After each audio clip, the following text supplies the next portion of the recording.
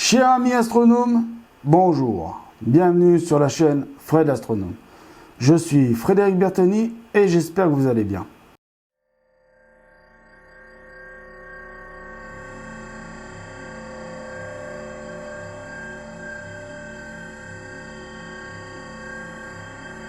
Alors avant de commencer cette vidéo, je voudrais faire une petite précision parce qu'on m'a écrit un mail, on m'a dit « Ouais Fred, qu'est-ce qui se passe avec tes cheveux? On dirait que ça fait dégueulasse, on dirait que tu mets des produits sur les cheveux. » Non, c'est que là, quand vous voyez mes cheveux comme ça, là, c'est juste que je sors de la douche, c'est tout. Voilà.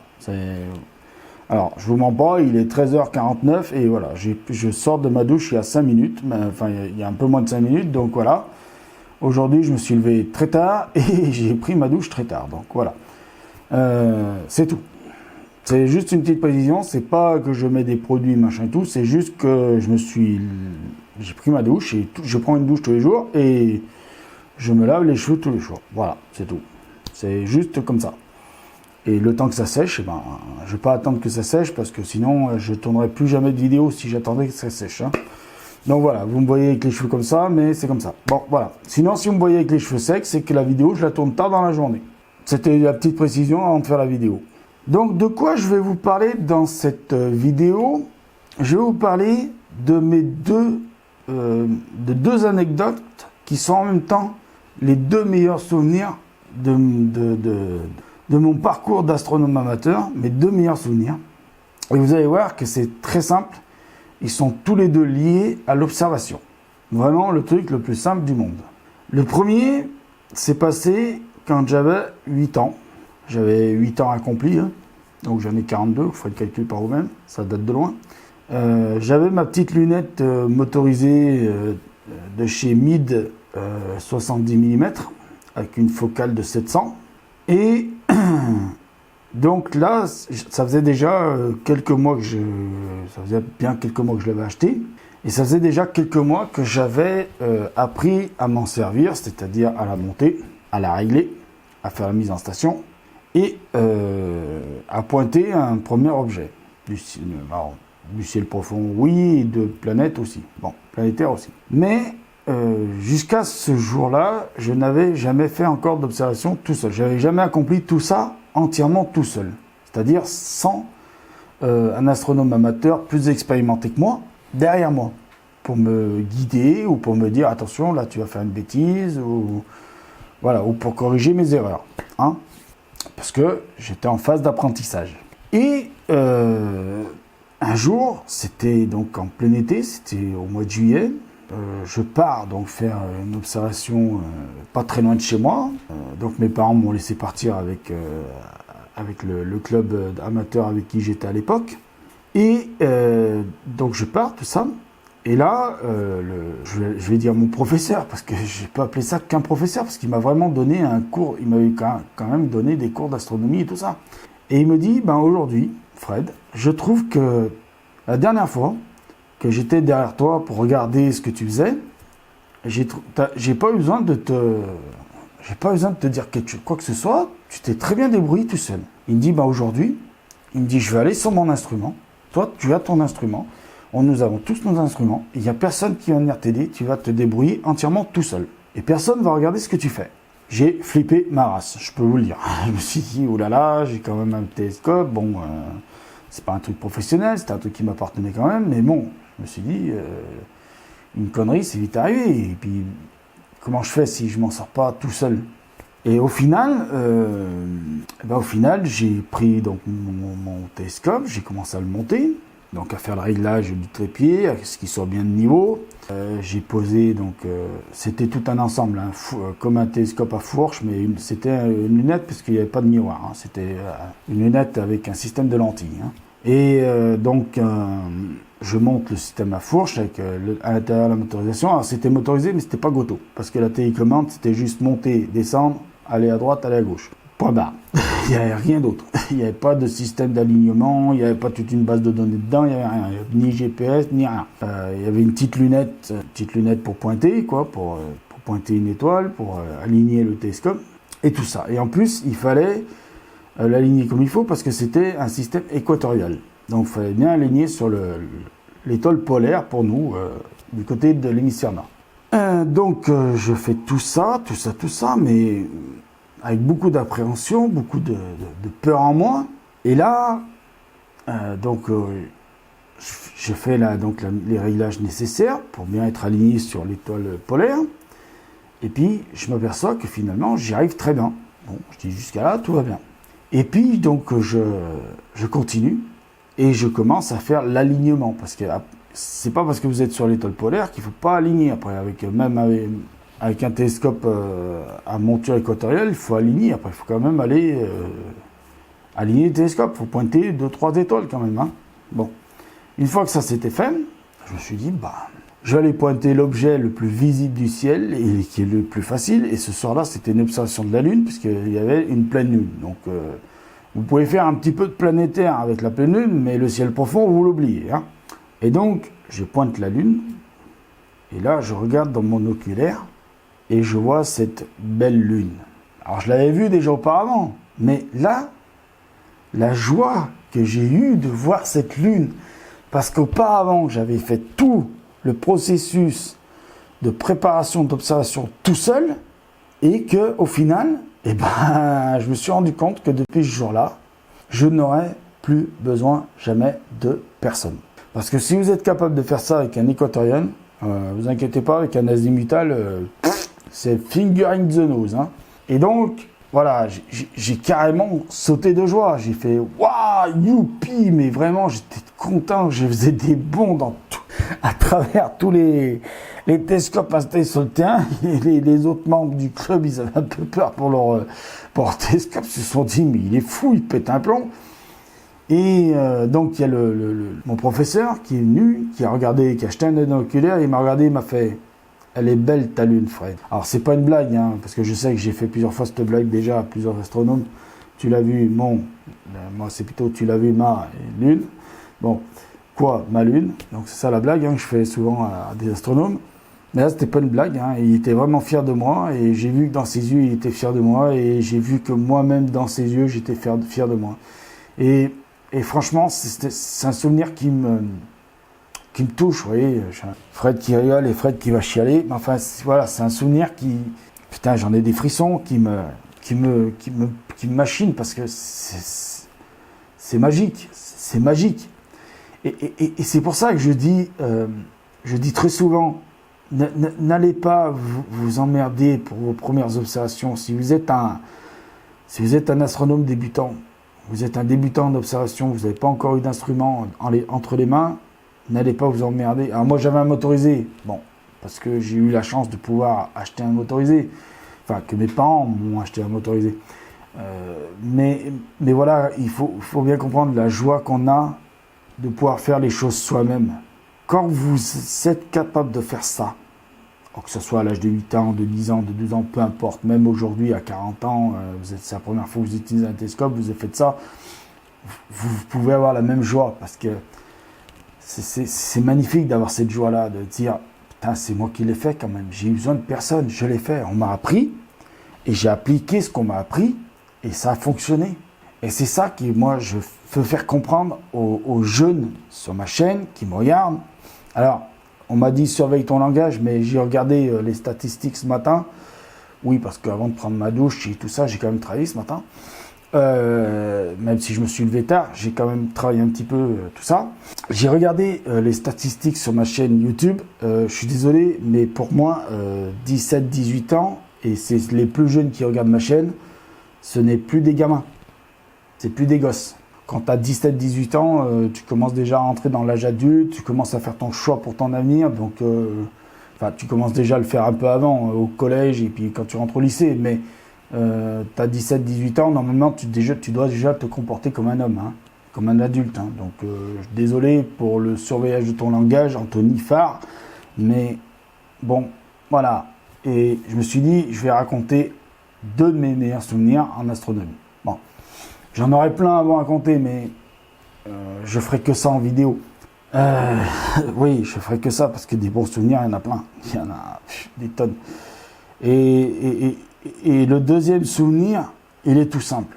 Le deuxième souvenir, il est tout simple. C'est la première fois où j'ai utilisé une webcam modifiée, qui était de marque Philips, et que j'ai fait ma première image de la Lune. Alors, j'ai essayé de la chercher et je crois que je l'ai paumée. Parce qu'en changeant d'ordinateur au cours des années, vous allez voir, ça date de vieux, j'ai certainement dû la perdre, mais je crois qu'on m'a dit, ma mère m'a dit, regarde, tu regarderas dans tes archives photos, je crois bien que tu en as une. Les archives photos imprimées. Alors je regarderai si je l'ai, mais j'ai pas eu le temps, là, avant de faire la vidéo, j'ai pas eu le temps de le regarder. Si je l'ai, j'essaierai de la scanner comme il faut et de vous la mettre dans la vidéo. Je dis bien j'essaierai parce que, bon, là, je suis pas sûr que je vais la retrouver. Oui, c'est la première fois où j'ai fait une première image de la Lune moi-même. C'est-à-dire sans l'aide de personne et avec une webcam. Mais alors, il faut dire qu'à l'époque, les premières photos numériques qu'on faisait avec les webcams, on ne s'emmerdait pas vraiment à utiliser des logiciels type usine à gaz, comme je vous disais dans une précédente vidéo. Pourquoi je pars sur l'APN et pas sur une caméra. J'utilise plutôt un APN au lieu d'une caméra parce qu'un APN c'est beaucoup plus facile qu'utiliser une caméra. Bon, il y a une vidéo qui a déjà expliqué tout ça, où j'explique déjà tout ça. Bon. Mais à l'époque, les premières fois qu'on utilisait des webcams, mais vraiment véritables des webcams, hein, on modifiait juste, en fait on enlevait la lentille frontale de la webcam et à la place on mettait un petit adaptateur qui était déjà fabriqué à l'époque pour ça. On l'achetait, je crois qu'il coûtait à peine, ça coûtait à peine 5 francs. On était en francs à l'époque, hein, pour vous dire de quand ça date. Donc voilà, ça coûtait à peine 5 francs. Et excusez-moi, j'ai encore la larme à l'œil du premier souvenir. Ça, c'est vrai que ça fait remonter des émotions. Et là, c'est un truc de dingue. L'histoire, elle est dingue parce que il faut bien comprendre qu'à l'époque, j'avais 12 ans. Vous imaginez, j'avais 12 ans. Les ordinateurs portables, c'était pas vraiment ce qu'il y avait opinion sur rue. C'était pas vraiment le truc le plus vendu au monde. Et puis ça coûtait un lingot d'or, hein, un ordinateur portable à l'époque. Hein. Sans parler des ordinateurs Apple qui existaient déjà à l'époque, qui faisaient déjà du portable hein, quand j'avais 12 ans. Mais même les ordinateurs sur Windows, et qu'à l'époque c'était un Windows 95, vous imaginez, ça, je vous parle d'un truc là, j'en suis sûr qu'il y a des jeunes, il y a des jeunes qui ont 17, 18, 20 ans, ils sont en train de se demander, mais de quelle époque ils nous parlent l'autre là? Ça existait les ordinateurs quand tu avais 12 ans? Bah oui. Oui, il y a 30 ans, les ordinateurs existaient déjà. Oui, et puis oui, puisqu'en 76, quand je suis né en 76, les ordinateurs existaient déjà. Donc les ordinateurs portables, quand j'avais 12 ans, existaient déjà aussi. Voilà, mais ça coûtait très cher. Donc j'avais un ordinateur tour, ce qu'on appelle une tour, avec un écran. Alors vous allez dire, oh, t'avais un écran plat, incurvé. Non. Je vous arrête tout de suite. Non. L'écran plat, incurvé, ça n'existait pas. Voilà, la dalle LCD, ça n'existait pas. J'avais un écran informatique à tube cathodique. Là, il y en a qui encore ils vont se dire, mais c'était quoi ça? Ça existait? Tube cathodique? Mais de quoi il parle? Mais il est fou le mec, on a des écrans UHD, nous maintenant, plat, on colle ça sur le mur. Mais il est fou le mec, tu racontes quoi toi avec ton écran cathodique? Oui, l'écran cathodique, oui, le machin qui avait un arrière large. ça tenait tout un bureau, le truc. En plus, c'était un 17 pouces, donc imaginez la taille de l'engin et le poids de l'engin, parce que ça pesait, on dit un âne mort, mais ça pesait 4 ânes morts, le machin. Et à l'époque, je me suis dit, pour faire cette image, donc c'était l'été encore, c'était le mois de juillet, parce que pour sortir un ordinateur en hiver, j'étais quand même pas fou d'astronomie à ce point-là non plus, hein. Donc j'ai quand même attendu les beaux jours et l'été, et puis il y avait donc ce soir-là où il y avait une belle pleine lune. Je me suis dit impeccable pour faire une image de la pleine lune avec une webcam, parce que fallait savoir que si la lune n'était pas pleine, l'image n'était pas nickel avec la webcam, parce que les webcams elles étaient vraiment pas adaptées électroniquement pour faire de l'imagerie du ciel nocturne, hein, c'est-à-dire de planétaire, hein, c'était vraiment pas adapté pour, hein, fallait vraiment compter sur une pleine lune pour faire une image, et il fallait pas aller compter d'aller faire des images planétaires. Alors maintenant, oui, avec les webcams qui font modifier machin et tout, et les fameuses caméras spécifiques qui sont les descendants directs des webcams qu'on utilisait à l'époque, c'est sûr, maintenant ça a beaucoup beaucoup plus évolué, hein. Mais voilà. Et donc, l'aventure de cette image, elle est dingue. Parce que il a fallu que je monte une table de camping sur le balcon, qui pesait un âne mort. Il a fallu que je monte la tour informatique, qui à l'époque aussi, ça pesait un âne mort, parce que c'était lourd, très lourd. Parce que si on voulait avoir du matos dedans, c'est-à-dire de la carte graphique, de la carte son, de la carte mémoire, un bon gros processeur, c'était des Intel Pentium 350M, je crois, ce qui était l'équivalent d'aujourd'hui d'un bon i5, on va dire.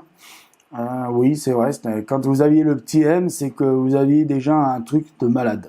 C'était le bon gros i5 d'aujourd'hui, voilà, c'est déjà la bonne bête, hein. Vous aviez déjà 1 giga, 2 gigaoctets de mémoire, 1 gigaoctet ou 2 gigaoctets de mémoire, vous étiez déjà le roi du monde. Si vous aviez un disque dur de 500 gigaoctets, là aussi vous étiez le roi du monde, et j'avais à peu près 2 disques durs de 500 gigaoctets déjà. Donc et puis en plus c'était des machins à plateau épais, lourds, enfin bon, une horreur le machin à monter. Donc fallait tirer une rallonge, fallait câbler tout le bassin, donc je vous explique pas l'aventure du machin. Donc en plus monter le télescope, le machiner, le mettre en station, fallait régler, le mettre en station et tout le bassin. Faire les alignements, mettre le pointer sur la lune, mettre la lune bien claire dans l'oculaire, et mettre la caméra dedans, et on utilisait le logiciel de la caméra, de la webcam qui était vendue avec. Donc vous voyez, on n'était pas avec des logiciels à usine à gaz, hein. Tout ce qu'on pouvait régler, c'était la luminosité, c'était le temps de pause et point barre. Et quand vous aviez déjà ces 2-3 réglages, la balance des blancs, on pouvait régler sur les webcams Philips, on pouvait régler la balance des blancs. Déjà, vous étiez le roi du monde en imagerie planétaire. Et là, pareil, on m'avait appris à utiliser tout le système informatique, tout ça, les caméras, machin et tout. Et donc j'avais déjà, avec l'aide de quelqu'un, j'avais déjà fait des images de la Lune. Bon. Et là, tout seul. Et là, vraiment tout seul, puisque j'étais chez moi, il n'y avait personne qui était au courant que j'allais faire ça, même mes parents qui m'ont vu passer avec mon écran 17 pouces tube cathodique qui pesait 4 ânes morts dans les mains, ils se sont posé des questions, ils se sont dit, il va où là? Il déménage, il quitte la maison. Enfin voilà quoi, ils ont rien compris quoi, Michette. Et là, c'est pareil. Voir apparaître sur cet écran de 17 pouces la Lune, et de voir que c'était en REC, parce que c'était REC, hein, c'était en anglais déjà, REC, et de voir que j'avais une image de la Lune, j'avais obtenu une image numérique de la Lune. Et ça, vous pouvez pas savoir aussi comme c'est gratifiant. Et c'est pour ça, moi, j'ai envie de vous dire, commencez par le plus dur avant d'arriver au plus facile. Le plus facile, c'est quand vous aurez un télescope comme le mien, le CPC 800 de 203 mm de chez CS-Tron, qui est un semi-automatique, c'est-à-dire que le pointage se fait pratiquement automatiquement, hein. Le jour où je rajoute la petite caméra Star Pointer, avec le système GPS dedans, le Goto et tout le bassin, le télescope, j'aurai qu'à l'allumer et il fera son pointage tout seul, hein. Donc, pour le moment, il est en semi-automatique parce que je suis obligé de faire moi-même le pointage des étoiles, de faire l'alignement sur les étoiles et de dire voilà, c'est pointé, paf, paf, et puis terminé. Ou de pointer sur une planète, et là, c'est encore mieux. Ou de pointer la Lune, et puis bon, mon pointage, il est fait, et l'alignement est fait, et terminé.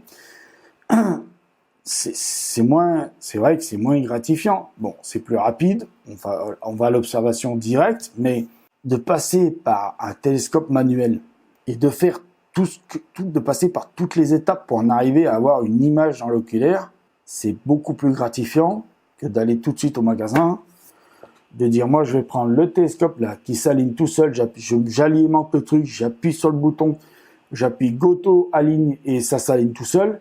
Bon, ok, vous allez passer tout de suite à l'observation et vous n'aurez pas la peine de vous emmerder à faire de l'imagerie, enfin à faire de tout le processus avant, je veux dire, tout processus de réglage, tout processus de ci et de là. Voilà.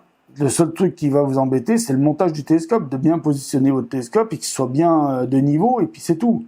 C'est le seul truc qui sera compliqué. Mais où sera la gratification d'obtenir sa première image avec son premier télescope? Où sera la gratification? Où sera le truc de dire, eh ben, je me sens vraiment astronome parce que j'ai réussi à le faire manuellement, sans l'électronique. Même moi, si le mien il était motorisé, il n'y avait pas d'électronique, c'était juste des moteurs. C'était juste une télécommande, je vous dis, monter, descendre, aller à gauche, aller à droite. Point barre, c'était ça, c'était point barre, il n'y avait rien d'autre. Il n'y avait pas d'électronique d'aide, il n'y avait pas d'électronique de rattrapage des erreurs périodiques, il n'y avait rien de tout ça. Il n'y avait pas de GPS, alors déjà, même le GPS, ça n'existait pas. Hein. Voilà, même l'ABS dans les voitures, ça n'existait pas. Donc vous imaginez bien que le GPS dans les voitures, ça n'existait pas, donc le GPS sur les télescopes, ça existe encore moins. Hein, la technologie GPS sur les télescopes, ça fait pas si longtemps que ça que c'est là. Hein. Ça fait pas si longtemps que c'est arrivé sur les télescopes. Hein. Voilà. Donc voilà les deux, je dirais, les deux meilleurs souvenirs parce que c'est les deux premières fois où j'ai fait tout seul et que j'ai obtenu un résultat tout seul et sans l'aide de personne. En ayant une formation avant, bien évidemment, on va pas cracher dans la soupe, on va pas dire que les autres ils n'ont pas aidé avant pour que je puisse arriver à faire tout seul, mais le faire tout seul est gratifiant. Vous savez, un truc tout simple. Votre père, votre mère, votre frère, votre sœur, votre cousin, votre cousine, peu importe, votre tata, votre tonton, vous êtes gamin, il vous montre comment faire les lacets. C'est le truc le plus con du monde, vous allez me dire. Mais rappelez-vous le jour où vous les avez réussi par vous-même, vos lacets, où vous avez réussi à lasser vos chaussures par vous-même. Imaginez, imaginez la joie que vous avez dû avoir à l'époque, et même si c'est un geste tout con pour nous aujourd'hui, qu'on est grand et qu'on sait faire, imaginez la même joie, mais multipliée par 1000, quand vous avez la première image dans votre télescope, même si c'est la Lune, parce que vous avez tout fait le processus avant, par vous-même. Et vous n'avez pas eu besoin de celui-là, de celui-là, de tatati, de tatata. Vous n'avez pas eu besoin de dire viens m'aider, je comprends rien, patati, patala. Non, vous l'avez fait vous-même. Vous l'avez obtenu vous-même. Et voilà ce que j'aime, moi, dans l'astronomie pure, ce que j'appelle l'astronomie pure, sans toute cette électronique de caméra, de GPS, de coteaux, enfin bon. Si j'avais pas mon problème cardiaque, si j'avais pas ci et ça, et si j'avais la patience, je pense, si je savais que j'avais le temps de le faire, je pense que je dis pas que je rejetterais le Célestron que j'ai, hein, je dis pas que je le rejetterais, mais je pense que je repartirais sur quelque chose de manuel. Voilà, un petit télescope, une petite lunette, mais quelque chose de manuel, pour retrouver le plaisir de le faire soi-même. Bon, je vais pas le faire parce que j'ai goûté maintenant au semi-automatique et bien évidemment, quand vous avez goûté au semi-automatique, c'est comme pour certains vous l'avez pas connu ça. Mais c'est comme quand vous passez d'un appareil photo avec une péloche et vous passez au numérique. Parce que quand vous avez un appareil photo à péloche et vous allez faire développer votre péloche et que le photographe qui vous a développé votre péloche, il vous dit par exemple, je sais pas, c'était une 36 poses, par exemple. Sur les 36 poses, il en a acheté 18. Là, un numérique, vous foutez une carte de 16, une carte de 32, une carte de 64, une carte de 256 pour ceux qui ont les moyens de l'acheter. Vous bombardez, vous cliquez, et vous enclenchez, et point barre, terminé. Il n'y a pas... Voilà, la photo loupée, vous l'effacez vous-même, terminé. Il n'y a pas à se dire, ah là là, j'ai dépensé tant d'argent pour la péloche, j'ai dépensé tant d'argent pour faire développer les photos, et au final, sur les 36, j'en récupère que la moitié. C'est sûr que là, maintenant, on reviendrait pas à la péloche. Enfin, moi, personnellement, je reviendrai pas à la péloche. Donc, oui, personnellement, je reviendrai pas, si je veux être honnête avec vous, je reviendrai pas au télescope non motorisé. Bien évidemment. Mais, voilà, si j'avais les moyens, l'argent et le temps, je pense que pour le plaisir, juste pour le plaisir, je pense que je le ferais. Parce que c'est gratifiant. Parce qu'il y a quelque chose de gratifiant. Il y a quelque chose de formidable. Il y a un truc. Je sais pas, il y a le plaisir.